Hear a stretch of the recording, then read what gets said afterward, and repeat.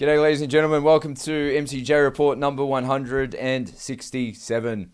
I hope that everybody had a fantastic weekend and that you are getting settled into the week as it is Monday. So welcome to the broadcast, and please go ahead and share the broadcast out there, ladies and gentlemen. That's right, MCJ Report, back on track doing what we always do. So hit the share button. We are independent media. And sometimes I have the feeling that the algorithms are not all that friendly to us. So hopefully you can be friendly to us and get the word out. So I see a lot of my regular viewers in the chat. I'd like to welcome everybody here. I see my mate Dragon there. How you going, my man? And a warm welcome to non-regulars. If it's your first time, I'm your host, Morgan C. Jonas. You're watching MCJ Report. So ladies and gentlemen, what do we have on the agenda for this evening? Well, we've got a few things to talk about. There's never a shortage of things, right? Especially living in this day and age when you've got somebody like Daniel Andrews holding the Premier's office in Victoria. There's never a shortage of scandals. So, China and Russia send a warning shot to the Quad. I'm going to talk a little bit more about that and what that might mean. Daniel Andrews is violating Victorians' personal data. This should not come as a surprise to anyone. This is just, it's going to make you angry, but it's not going to make you surprised. Also, Australia is facing an energy crisis. We're going to touch on that at the beginning of the show. And also, we have an interview with the former Liberal member of the Upper House in Victoria, Bernie Finn. That's right, we had Bernie Finn on the show. He has recently left the Liberal Party and he is now the leader of DLP, a much better fit for Bernie. He can now speak out a lot more freely, and he's been doing that already, but now he can do it without, of course, this Liberal overlord breathing over his shoulder. So I think you'll be very interested to hear what Bernie has to say on the show a little bit later on. Alrighty, guys. So that is that's what's in store for this evening. So without further ado, let's get this show on the road, shall we, ladies and gentlemen? All right, now, what do we have first up? All right, we're going to go through some news, go through some headlines. All right. So this is pretty interesting. Now, most of us would love to be on 200 grand plus a year, but I can tell you who doesn't. Scott Morrison, that's right. Scott Morrison has taken a massive pay cut down from somewhere in the vicinity of $550 down to about $210,000 per year. His expenses have been slashed. That's right. So Scott Morrison, who I have no doubt is very accustomed to living a certain type of lifestyle and racking up a huge amount of expenses, let's say expenses in inverted commas, on whose behalf? Our behalf. That's right. We're forced to cough up for that guy. Well, what's happened? Peter Dutton has shoveled him off to the backbench. That's right. He's just a regular lower house MP now. So some people may have presumed that Peter Dutton would include Scott Morrison in the cabinet, but no, he's just off to the backbench. So there's speculation out there that Scotty from marketing may not hang around for all that long in office and may pursue a much higher paying job like his colleague, Andrew Robb, the former Liberal Trade Minister, who was instrumental doing the deal for the selling off of the Port of Darwin and the China-Australia Free Trade Agreement, left office and purely by coincidence happened to get a job for about 880 grand a year working for the Chinese firm, the CCP-backed firm that took over the Port of Darwin. Anyway, that's a little bit of a tangent, but two people to keep your eyes on. Greg Hunt, all right, what's he doing? We should keep tabs on that absolute public menace, and let's see what Scott Morrison does as well. Alrighty, so big pay cut for ScoMo, but most people would be very happy to be on that. All right, now, what do we have here? All right, you got to love the language used by some of these people in office. Supposedly, this guy, Chris Bowen, he's a minister for energy. Now, Chris Bowen, up from the Hunter region in New South Wales, has campaigned on a very green platform for a long time. In fact, not this election, but the one past, it nearly cost him his seat. That's right, and he was forced after the election, I remember it well, to do a little bit of soul searching to say, oh, well, maybe I don't know my constituents too well, because he lost a huge amount of the vote and he was greatly challenged by a staunch pro-freedom guy up there in New South Wales, Stuart Bonds. And so this guy's the energy minister now, and apparently he's learned his lesson, but apparently not. What did he say? He said, Australia faces a, quote, perfect storm on gas supply as Minister warns problem will not be solved quickly. All right, so it's really important to take a look at the language they're using here. Perfect storm. What does that imply? It implies, hey, it's not the fault of the government that we're in an energy crisis. It's not the fault of the government that energy prices are rising. It's not the fault of the government that elderly people are forced to go to bed at 1 o'clock in the afternoon because they can't afford to keep the heating on. There was just a perfect storm. That's why Australian energy prices are going through the roof. Well, ladies and gentlemen, we are not that stupid. And one thing we know is that we cannot trust the government. The government here is attempting to absolve themselves of complete responsibility for the energy crisis that has transpired in this country. That's right. We ship huge amounts of natural resources, including gas, overseas for very little. We invite in these foreign mining companies who are granted years on end royalty-free for exploiting the resources from our ground. And to top it off, Australia, if you don't know by now, is one of the most natural resources rich countries on the face of the earth, with some of the most plentiful amounts of those resources. There is absolutely no reason why the energy prices in Australia should be among the highest in the world, but they are. So why is that? And why are we facing a crisis? Is it because there was just the perfect storm for a crisis? Or is it because our country is governed by a bunch of stupid people who have no idea what they're doing, or potentially worse, maybe there is partly some intent behind it, but I don't know for sure. What we do know is that we've seen a huge amount of incompetence demonstrated by the government on all different areas, and this is no different. So this whole baloney of passing the buck, it's not our fault, we're just unlucky. No. Look at our uranium in the ground. Who here would love to see Australia utilizing its natural uranium resources for cheap, safe, and plentiful energy? Who here would like to see that? Raise your hands. All right, so moving along here, I'm just going to adjust my chair a little bit. Give me a sec. All right, that's a bit more comfortable. We got a paywall. Daily Telegraph, what was that? Oh, okay, this was just in relation to new support from the public in relation to nuclear energy. Well, there you go.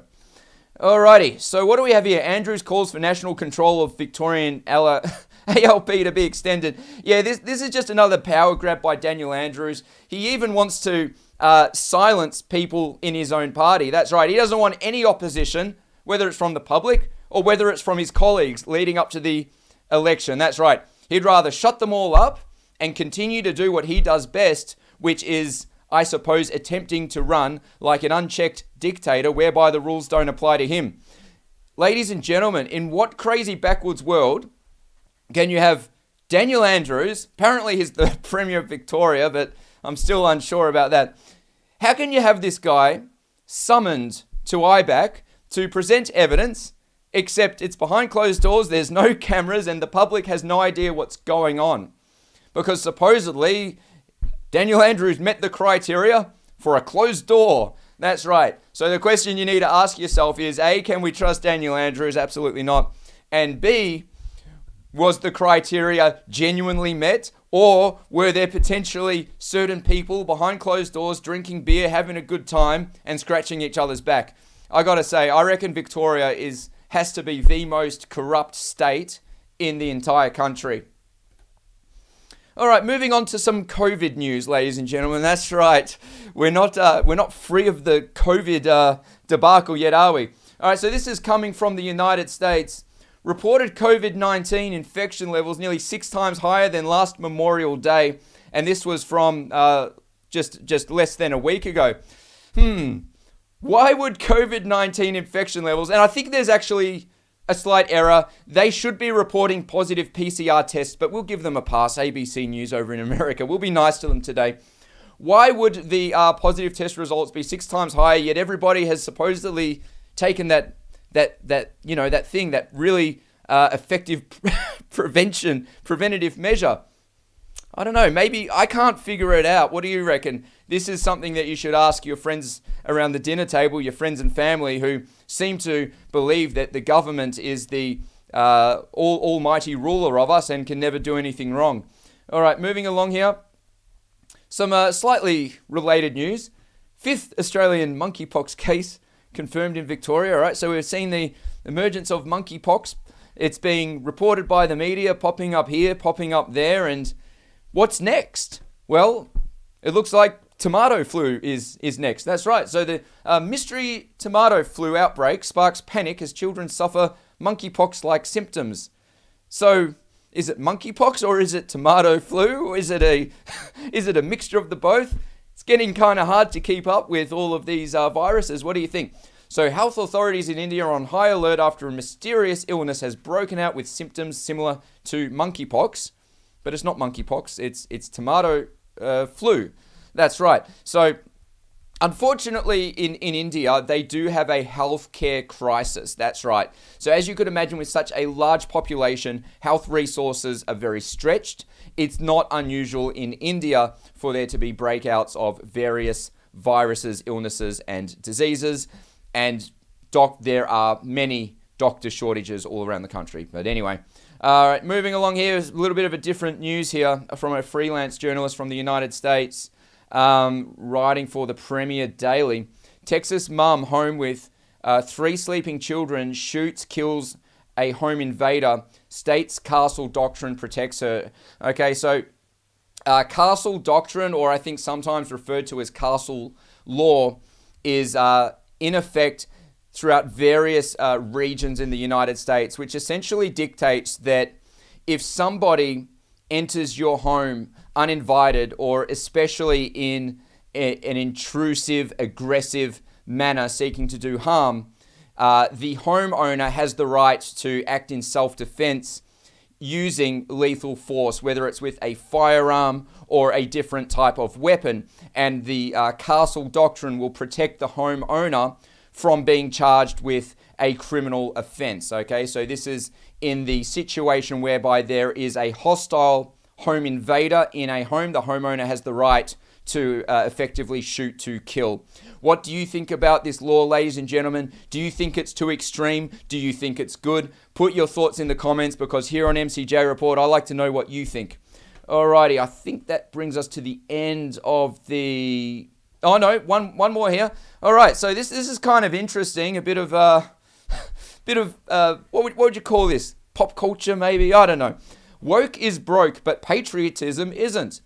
Top Gun sequel soars to 156 million opening weekend. So the reference in this article is in relation to a lot of the movies coming out in Hollywood and across the world that are pushing certain notions and themes that many people throughout the world are not that excited about. I think you know what I'm talking about. And what we've seen is a lot of movies containing these questionable notions. They haven't done very well. In other words, people don't want to watch them. People like the old school stuff. That's right. The old school action, just getting down to business and watching a movie, which is sort of the cinema equivalent of getting your hands dirty, that type of thing. So it's done really well, and the movie has been described as portraying the US military as strong and fierce, and I can't help it, right? I've got a bit of a curious mind, so I think, well, there's some conflict out in the world. We see some major power tensions out there, of course, with Russia, China, America, their democratic alliances, along with Japan. Is this movie a potential recruitment drive, going back to basics in the military in the US? I don't know. I'm asking the question. Speculation. Don't shoot the messenger. All right.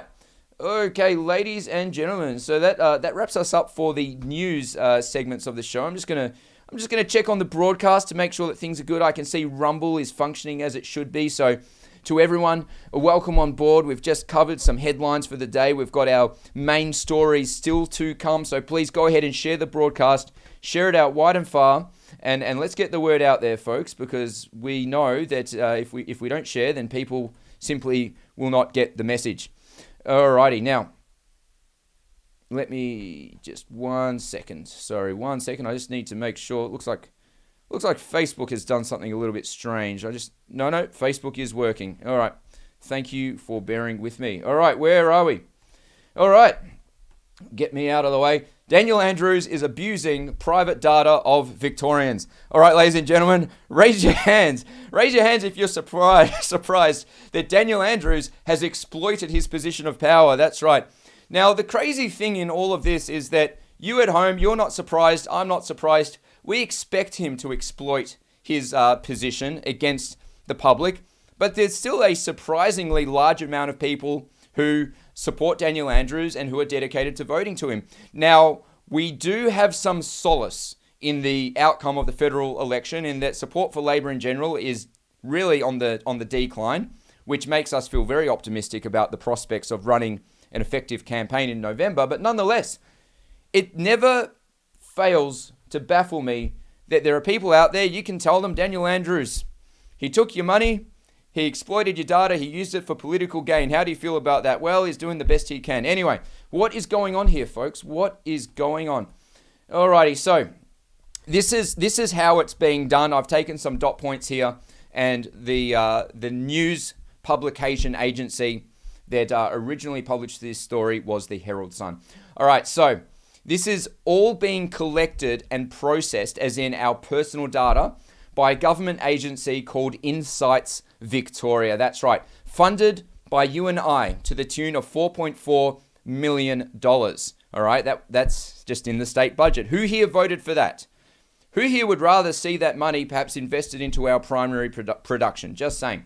All right, the original purpose was to supposedly assist with COVID. But as you and I know, once governments assume certain powers, they don't give them up. They keep those powers and continue to exploit those powers. Because one thing we know about the average type of character that works within the walls of our parliaments, they are sick. They are sick people, drunk on power and seeking to exert absolute control over the population. That's why we need to change it. All right, so what does this service do through Insights Victoria? It collects both publicly available data and third-party data that is not permitted for public use. That's right. So services that you may have signed up to, including but not limited to financial services, social media services, where you sign a privacy agreement. It appears, based on the publications in relation to Insights Victoria, that the government doesn't really care about that. They just take the data anyway and use it for reasons that we may not be fully aware of. Goes on to say, data was granted to Victoria Police Chief Commissioner Shane Patton, Chief Health Officer Brett Sutton, Emergency Management Commissioner Andrew Crisp. What does this guy do, emergency manager? I'm convinced they just make up titles and give jobs to their friends, all right? Yep, that's right, I said it. And also, Mr. Andrews' private political staff. So Daniel Andrews' office, apparently comprised of God knows who, having access to the personal data of us. So what sort of data are we talking about here? Well, first of all, the government claims the data is anonymized and will not be misused. All right, so they're saying, well, we collect the data, but we can't attach that data to any one given individual because that would be a breach of Victorians' privacy. It's all anonymous. I don't believe it for a second, ladies and gentlemen.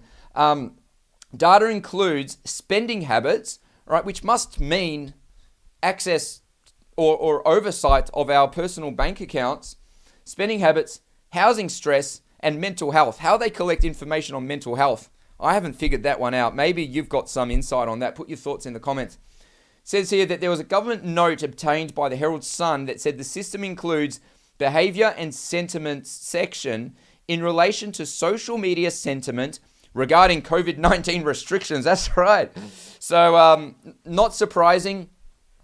We see even more disturbing talk than that, of course, coming from the likes of the Strong Cities Network, whereby several of their participating members have really been pushing to conflate terrorism with people who protest against COVID restrictions and lockdowns. That's right. There is absolutely a push in certain areas to extend the definition of terrorism to include people who protest the government in relation to COVID measures.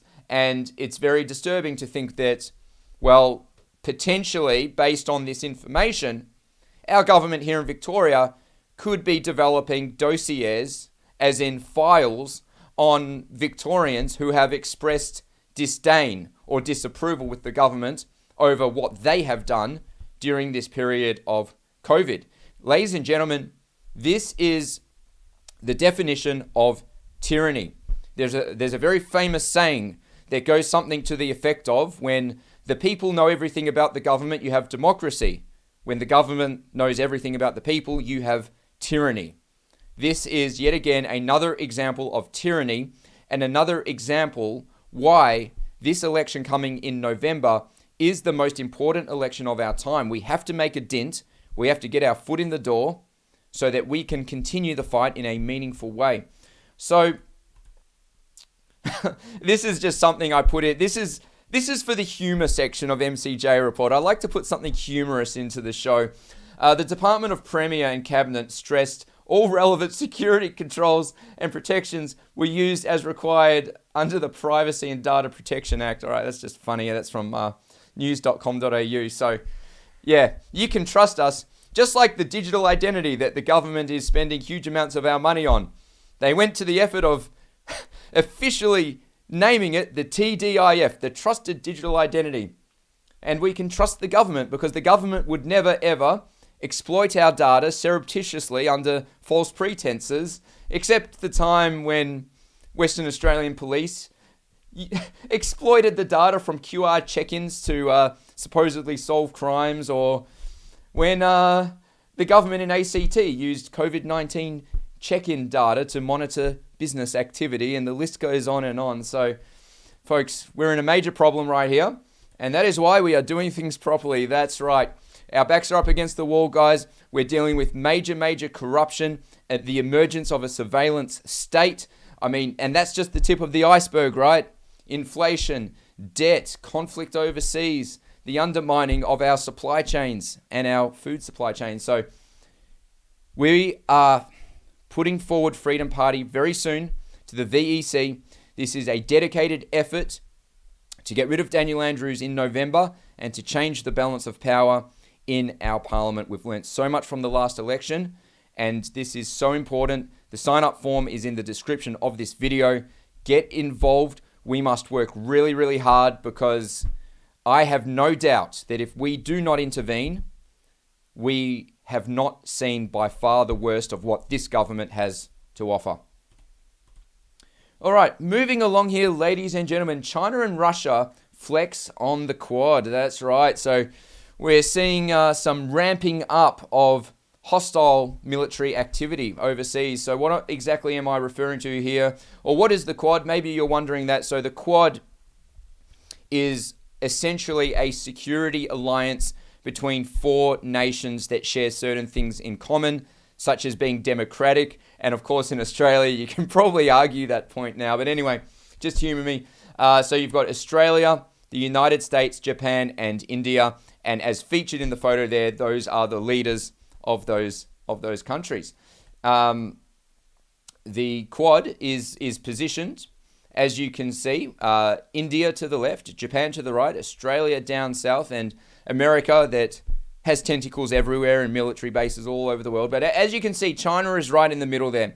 So the Quad definitely forms a strategic relationship geographically for one of the key stated purposes, which is countering China's rise. That's what they claim their intended purpose is. And Australia, of course, is a member of the Quad, which is pretty interesting because China's rise can really be very much attributed to our trade relationship, as in Australia's trade relationship with China. There's no way that China could have built into this giant that it is today without our iron ore. But our government and people in the iron ore industry, they said, we don't care about that because there's a lot of money to make. That's right. For years on end, we just dug that unprocessed iron ore out of the ground, sold the contracts to China, we shipped it all over, and now we got warships on their way to the Solomon Islands, very much likely made with Australian steel, by the way. But anyway, I'm not going to get too off track here, but as you can see, strategic location, and Anthony Albanese is off and is very concerned about China. And anyway, what exactly happened? There was a meeting, right? There was a meeting in Japan. The leaders of the Quad nations were there. The 2 major topics of discussion were countering China and the war in the Ukraine, and strategies that supposedly these countries can use to work together to strengthen their multilateral ties and their military cooperation. So what happened during the meeting? There was a few fighter jets, that's right, from both China and Russia teaming up, flying very close to Japan's airspace, most definitely sending a strong message, that's right. And it's all about demonstrating capability when it comes to these types of shenanigans, that's right. The message could be interpreted along the lines of, well, we'll fly right near your airspace, but if we have to, we will enter on in. And if we really have to, maybe we'll get involved in some actual combat in the air. So most definitely a very, very aggressive move there, but also a demonstration of the, I suppose, growing cooperation between China and Russia. And I dare say that Iran will be inevitably pulled into that particular alliance as well. And Australia, of course, wasted no time by sending huge amounts of military hardware over to Ukraine and getting involved on that front. And so now we're in a situation where things are really ramping up in the world, and it looks like some type of major conflict is going to be inevitable at one stage, or another, ladies and gentlemen, which brings us no happiness at all. But we look to what's going on in our immediate region, and it makes sense. We look around the world and we see signs of an impending conflict, all right, such as the Chinese base at the Solomon Islands, which we've spoken about on MCJ Report. The Solomon Islands just selling out to China, that's right, and allowing this base to be established and for military hardware and personnel to show up whenever they want, just 2,000 kilometers off the coast. And also around the coast, we see that China is most definitely developing huge diplomatic relations with a lot of the neighboring islands. Also, some other acts of capability, I guess you could say, acts of flexing from China. A warship recently fired a laser at an Australian Defence Department patrol plane. Okay, so again, flexing, showing capability, taunting. Also, we see that China threatened a plane over the South China Sea. All right, so once again, We see a lot of belligerent activity from China, coupled with the strengthening of China's ties with Russia and Iran, and the nature by which America mostly is funneling huge amounts of resources into Ukraine to fight Russia. It really does seem like something huge is around the corner. Now, in relation to other island nations, China is trying very, very hard to set up a multilateral security pact with the small island nations that surround Australia. So what does that mean? Well, it's similar to the intent is similar to the security pact orchestrated between the CCP and the Solomon Islands. All right, except China's trying to do that all over our immediate geopolitical region. So we look around here, we see Solomon Islands, Vanuatu, New Caledonia, Fiji.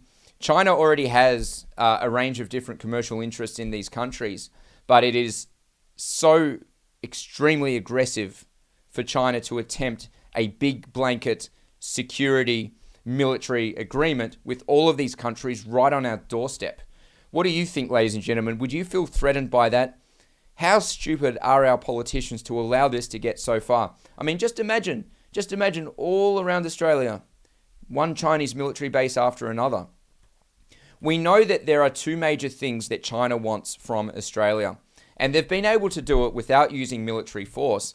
But of course, the presence of their military in our immediate region would most definitely give them a hand up in terms of their bargaining power. So what does China really want from Australia? Land and resources. The two main reasons, I think, why people go to war in the first place. China, of course, with a population of 1.5 billion people, run by the top down by the CCP, with imperialistic ambitions of expansion and expanding their military and expanding their dodgy commercial contracts, which turn into debt trap diplomacy for the purpose of, buying out governments like the Belt and Road, what Daniel Andrews tried to sign us up to. And the question is the Quad enough? Is it too little, too late? I wonder what Peter Dutton will do as the leader of the opposition. He is quite a savvy national security minded person. Will he be able to influence Anthony Albanese, or is it too late? What do you think at home, ladies and gentlemen? Put your thoughts in the comments. The minister, Penny Wong, she's the minister for... What is she? The foreign minister. She's supposedly been running around like crazy throughout our neighboring Pacific islands, trying to talk certain nations out of signing this new security pact with China. And supposedly she's having a lot of success. So that is a good thing. But once again, where have these people been? Where have they been, ladies and gentlemen? They've thrown us under the bus. The government's not fit for purpose. Australia must be governed by different people. There's absolutely no doubt in my mind about that. All right, ladies and gentlemen, I present to you Bernie Finn, that's right, member for the Upper House in Victoria. Discussion with newly liberated MP Bernie Finn, that's right, newly liberated from the Liberal Party. And I'm not being facetious here. Bernie explained to me that he does feel more free now and more free to be able to speak out. So Bernie, of course, was kicked out of the Liberal Party because Matthew Guy and his colleagues decided that they didn't like Bernie speaking up about his views on pro-life. That's right. So he was booted out, but they've had their sights set on him for quite some time. That's right. Bernie actually spoke out against Victoria Police and made some disparaging remarks about how they treated us anti-lockdown protesters, and he was shunned by Matthew Guy back then. So I think it's a long time coming, and I feel optimistic about Bernie becoming the leader of the DLP. The DLP has a long history in Australia and was formerly known as the Anti-Communist Party. That's right. So we hope for there to be some good change with Bernie in this position, and he's more free now and he's free to speak and say whatever he wants without the iron fist of the Victorian Liberal Party coming down on him. So, ladies and gentlemen, I was very happy to sit down with Bernie the other day to have a 25-minute discussion about where he's at and where he's going. I'm going to play you the interview right now. All right, ladies and gentlemen, we are joined here today by Bernie Finn, member of the Upper House, the Legislative Council here in Victoria, who is now recently not in the Liberal Party anymore. Some people may think it's been a long time coming. So, Bernie, welcome to MCJ Report. And let me start off by asking Morgan. how you're feeling, and does it seem like one big dream? Look, it does a bit. I'm feeling great. I'm feeling really, really good. I probably haven't felt this good for a very long time. I feel a great burden that's been taken from my shoulders, and to be leader of the DLP is quite remarkable. Just an extraordinary thing, because the DLP is a great party. It is a party of great principle. It's a party that has always put principle before itself, and to be asked to be leader was just quite overwhelming. Yeah, absolutely. And for people watching at home, the DLP does have a very extensive history in Australia and has had many members elected to Parliament. Now, some people at home may be feeling a little bit confused and say, Democratic Labor Party, what's going on? Has Bernie joined Labor? But would you mind talking a little bit about your new home, and maybe more specifically why it's a better match for you at this stage than the Liberal Party? Well, the split in five. The left and the communists moved into the Labor Party and took over, and forced out a number of very, very good people, including Stan Keon, who I knew very well, and Frank McManus, just some marvellous people who were forced out, and they split away. Well, actually, as it turned out, the ALP split away from the DLP, because the DLP some years later was declared by the Victorian Supreme Court to be the true Victorian Labor Party. So that's worth remembering as well. But in 1957, the anti-communist Labor Party became the Democratic Labor Party, and it has been that way ever since. And as you say, it has a long and proud history of fighting for freedom. In fact, it could be very easily said that the DLP is the original Freedom Party. It came about to fight for freedom, and it's been fighting for freedom ever since.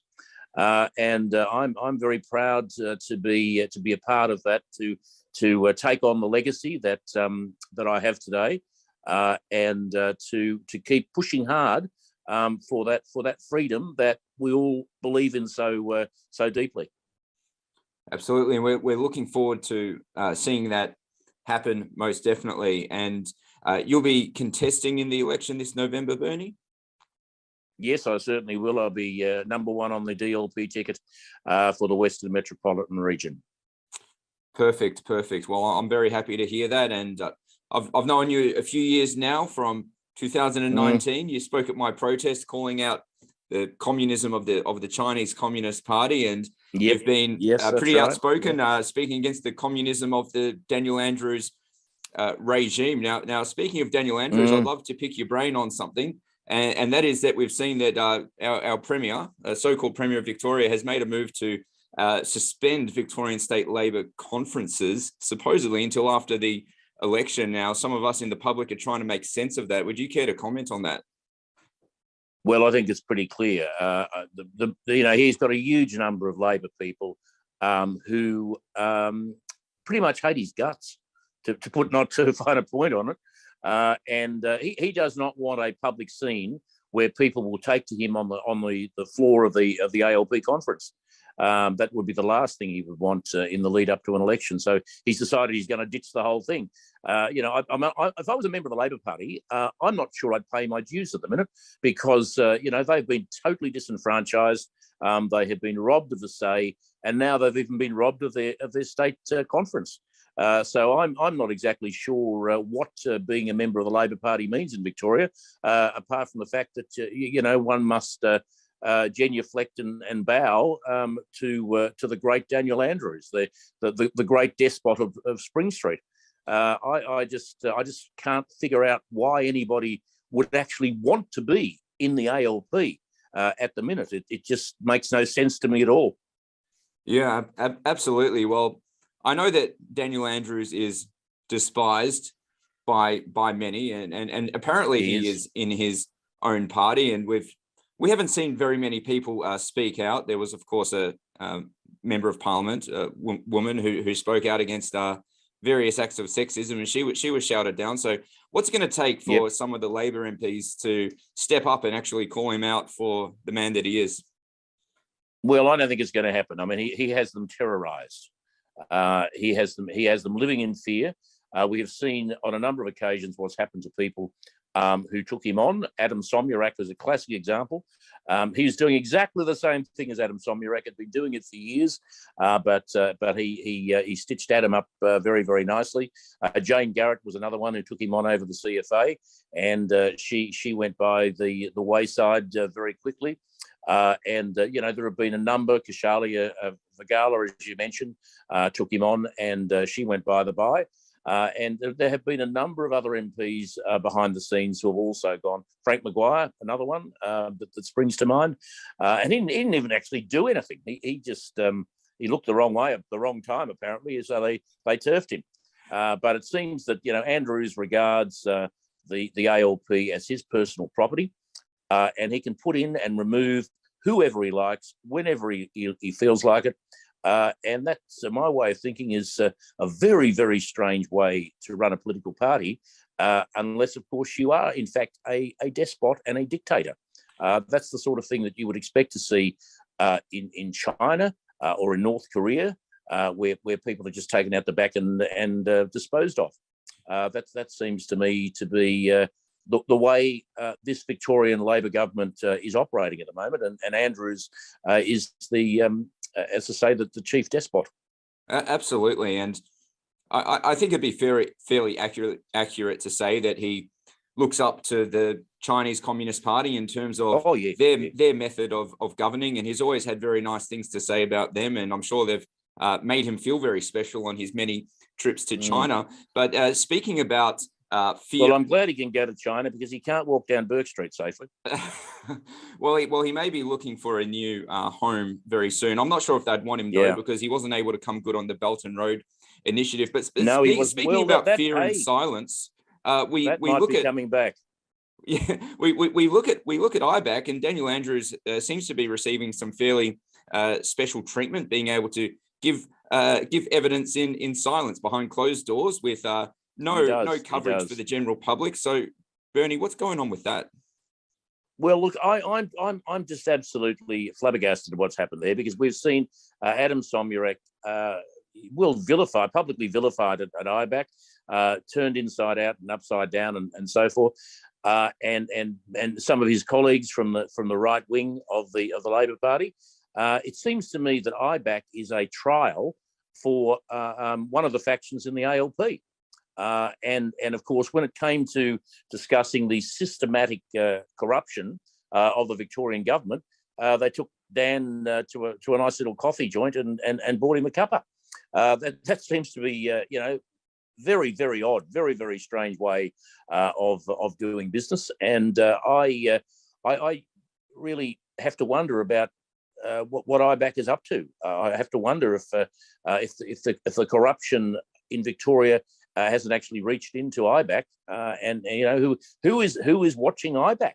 That's the question that I have to ask, because Andrews seems to have got off scot-free, and his political opponents have been given show trials, and I say his opponents in the Labor Party, they've been given show trials and held out, hang out to dry. I mean, it's just quite extraordinary, given that IBAC is supposed to be independent and it's supposed to be free of bias. It seems to me at this point in time that it's quite the opposite. Right, so we may need a corruption commission in order to watch over the corruption. We may commission. Yes, we may. It's much so. It's pretty interesting to watch it all unfold, especially during these years of COVID with the whole hotel quarantine. Quote, disaster, and nobody seemed to know what happened, and the request for scientific documentation about lockdowns to be released, but supposedly nobody knows where that is. So, Bernie, were lockdowns and lockdown policy simply just a matter of Daniel Andrews and his colleagues sitting around in a room deciding whatever directions they wanted to be enforced? I think there's a fair chance of that, more than a fair chance of that. The fact that various people in the Parliament, both houses of Parliament, have been demanding for months and months and months that we get the medical advice. The medical advice has not been forthcoming. In fact, the government was ordered to hand it over. It hasn't as yet, and I don't think it will, because I don't think that much of that advice actually exists. Now, we know that the after dark, what's the word that I'm trying to think of, when we were banned from going out after dark. Oh, the curfew. Yes, was the curfew. The curfew. That's the word I'm looking for. Thank you. It's been a very long day. The curfew was something that was cooked up, perhaps in Dan Andrews' kitchen. I don't know, but it was not as a result of any advice from the Cho. It was not as a result of any advice from the police. This was an initiative of Daniel Andrews. Now, if he can take it upon himself without any support from anyone to impose a curfew on Victorians, why wouldn't he take it upon himself to impose a lockdown in the way that he has? And you gotta wonder why he would do that if indeed he cares about Victorians as he says. I mean, we know he is an extreme leftist. We know that he is somebody whose leftist ideology leads him to hate small business, to hate business generally, but particularly small business. And he went about systematically with a plan to destroy small business in the state. And sadly, he's largely succeeded. I think Daniel Andrews would very much like for the government to be the sole provider of jobs and food and so-called comforts in life. Now, it's very concerning for us in the public, because looking into Parliament, it looks like Daniel Andrews is essentially the tail wagging the dog, making all the decisions. And we thought we may have had a bit of a break when the Pandemic Management Amendment Bill was introduced and brought up to the upper house, and we saw Adam Somyurek come back, and it was very dramatic return. But then we saw a certain character who nobody knew by the name of Rod Barton, who somehow got elected on, I think, less than 1% of the vote, but that's probably another story. He did, yes. And all of a sudden he comes out of nowhere and he says, Daniel Andrews is right. Everyone needs to understand that. And he made a decision on behalf of over 6.5 million Victorians. So well, look, what happened with Rod Barton? Do you have any insight on that? Rod Barton is a fascinating character, because Rod Barton was a driver, a limousine driver, who was representing the taxi industry, and he went into Parliament because what the Labor government, the Andrews government, did to the taxi industry, and he was going to play merry hell with Daniel Andrews, and he went into Parliament because and the taxi drivers and the others voted for him on the basis that he was going to take on Daniel Andrews. When he got into Parliament, instead of taking him on, he snuggled up to him. And he votes with him constantly. It's a real rarity for Rod not to vote with the Andrews government. So I can't work that out.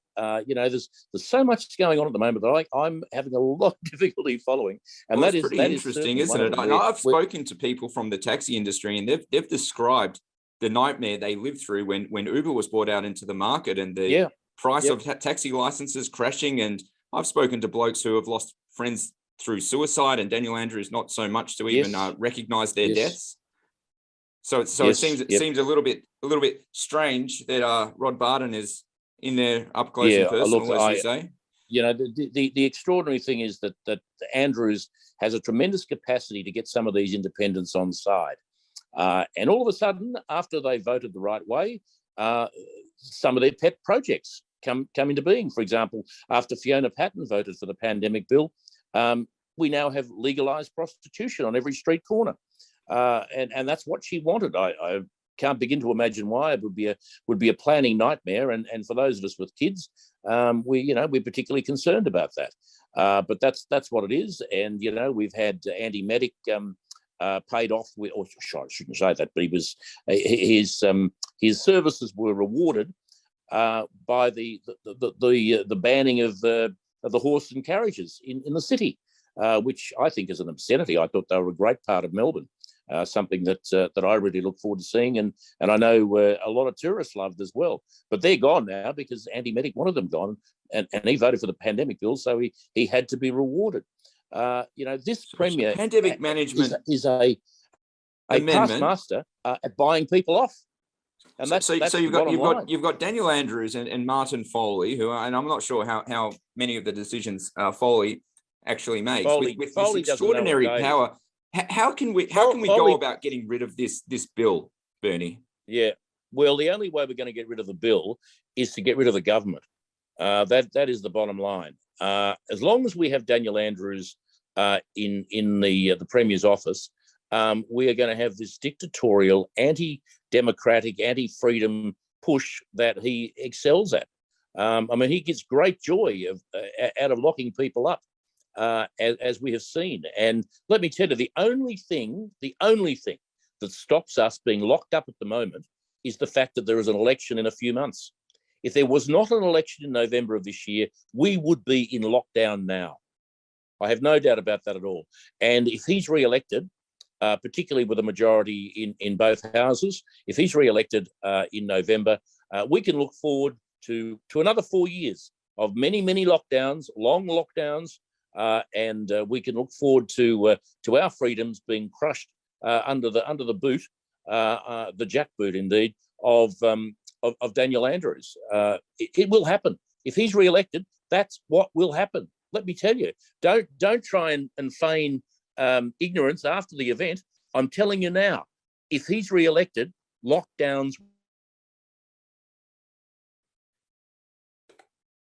will follow. How many honourable and courageous upper house MPs do we need to bring Daniel Andrews to his knees? Well, in the election.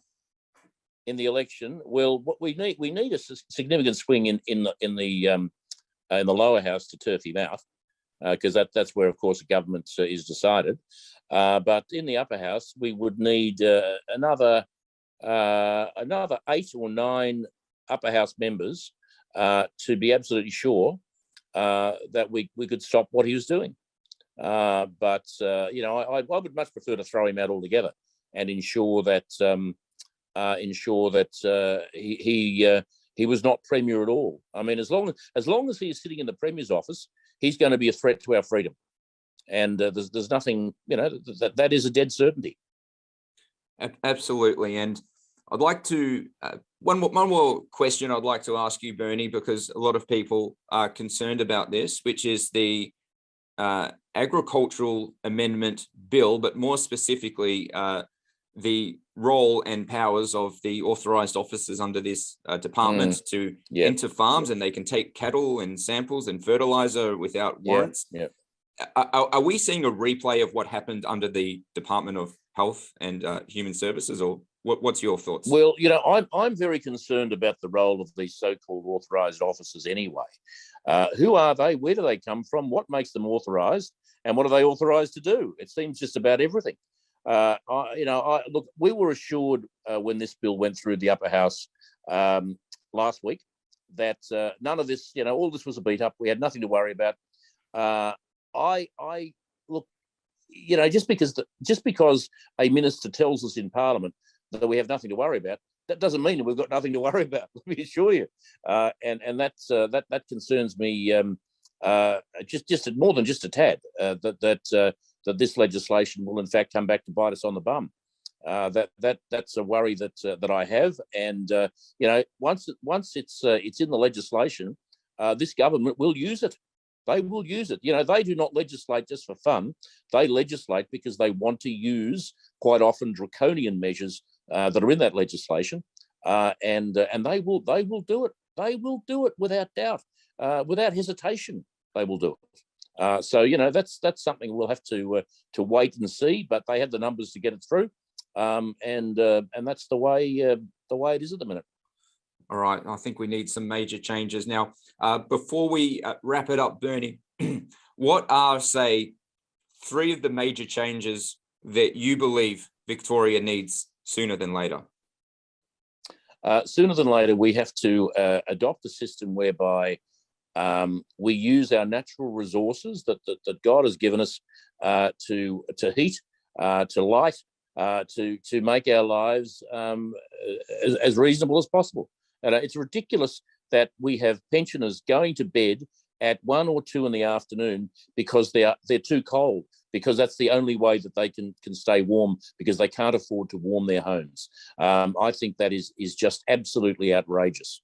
The second thing I'd like to see is the total abolition of mandates. I think it is obscene. It is an attack on our basic human rights for a government to use coercion against somebody to try to force them to have a medical procedure or to have medical treatment against their will. That disgusts me beyond words. And every mandate should go. Every mandate. It is a nonsense that we have them now. It is indecent in the extreme that people are forced into medical treatment against their will by government using coercion, using threats, bullying people into this. This is just absolutely horrendous. And the other thing that I would love to see, the final thing I'd love to see, is a greater respect for civil liberties in the state. It seems to me that civil liberties have gone out the window the last couple of years. Nobody seems to have the sort of freedoms and the liberties that we used to. And I'd like to see that reaffirmed. I'd like to see every freedom that has been taken off us in the last 2 years, I'd like to see that returned. I'd like to see all of them, every single one of them returned, because I think that is something that, we can't actually call ourselves a free country, and it is happening in other states as well. But certainly in Victoria, we have led the way. They have led the way, and we have to get all of those freedoms back before we can say this thing is over. Before we can say we are free again, because you can't be free if you haven't got all your freedoms back. And that's as simple as that. Absolutely. Now, do you have a departing message for Matthew Guy that you'd like to get out there? Well, I just say to Matthew, please think about what you're doing. Think about the responsibilities that you have to Victorians. If Matthew doesn't get his act together, we're going to get this bloke back again. Andrew's back again. Matthew has a huge responsibility, and he should take that on board. He should stop playing games. He should stop playing silly buggers, and he should just get on with looking after people, developing policies and ideas which are going to win this election for the Liberal Party. If he doesn't, he's going to go down as a two-time loser, and that won't be good for him, obviously. But it's going to be worse for Victorians. It will be devastating. It will be diabolical for Victorians if Daniel Andrews is re-elected. Another 4 years of this bloke, there will be nothing left. In 2026, there will be nothing left. Why would you even bother contesting the election? It will be horrendous. So Matthew, get your act together. We need you to be competitive. We need you to get down there and to win the bloody thing, and speak out. Please speak out against the what I would describe as atrocities that have been committed and are still being committed by the Andrews government against Victorians. Well, let's hope that he speaks out, because if he doesn't, we the public need to presume that he supports those atrocities. I think if he's not speaking up on them. I remember last year when he told us when the marches were happening, the big rallies were happening, and we had 500,000 people or more in the city every week, every Saturday. It was just mind blowing. Yeah, I remember you spoke at one of them. I did, and I attended a number of others, and we were told by Matthew Guy not to go. We were told not to speak to those people. Perhaps the fact that I ignored that advice is probably, or it might have a bit to do with where I am today. But I'm actually quite happy where I am today, because I'm now free to speak out. I'm now free.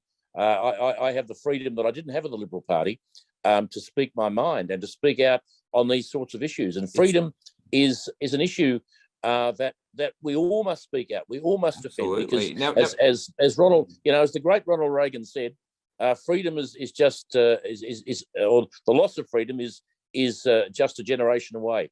Well, it's funny that he told you not to have speak to those people, because I can tell you, and I've been to all the rallies, every single person out there marching, they all share at least one thing in common, and that is they are absolutely sick and tired and want Daniel Andrews thrown out, which is supposedly what Matthew Guy wants. So I think it's very strange. Well, it made no sense to me, I have to say. And it says a lot about, where he's at, in my opinion. But Bernie, last question, if Daniel Andrews was standing in front of you right now, what would you say to him?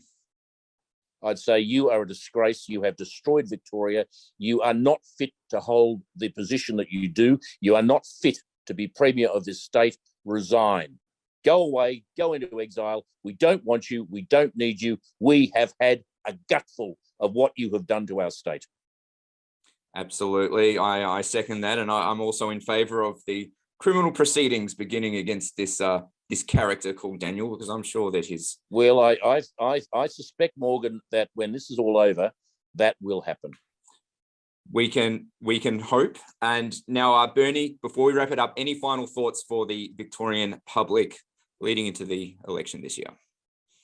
Well, just be ready. Be ready. And do not listen to the media. Do not listen to people who are telling you that it's all over.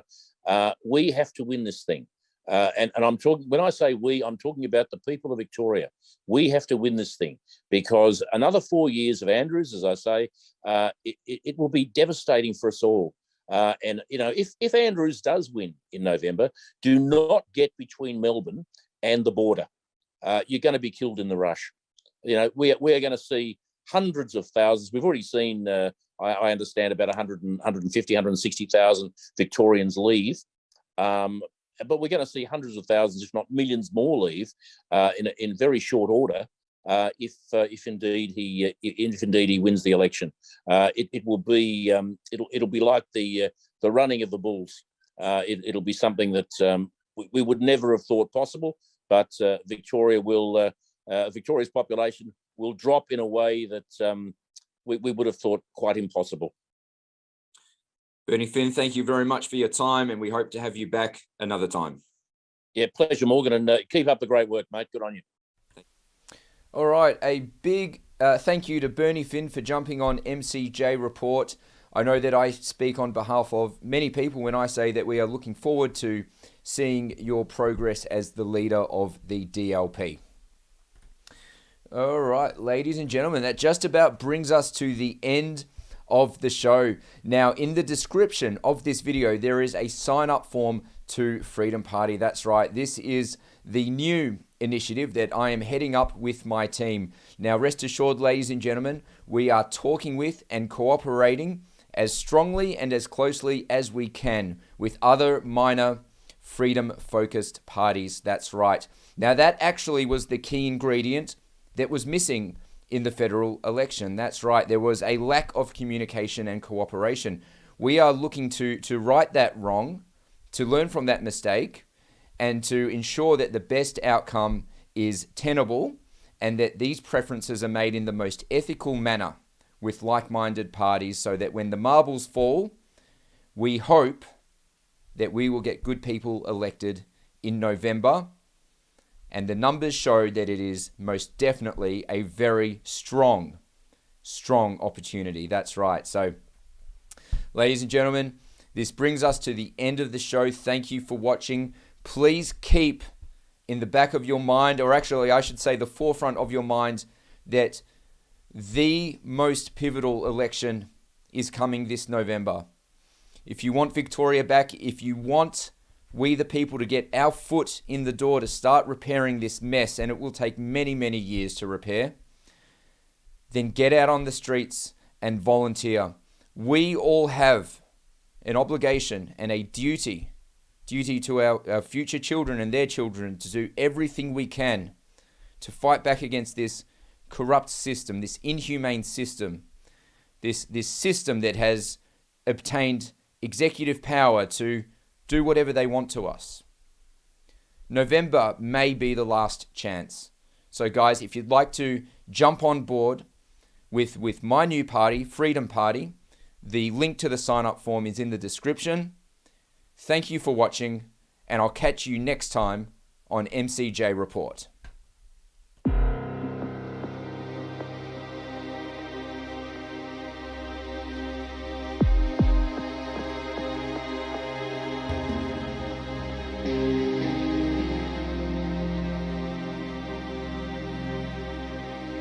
Mm-hmm.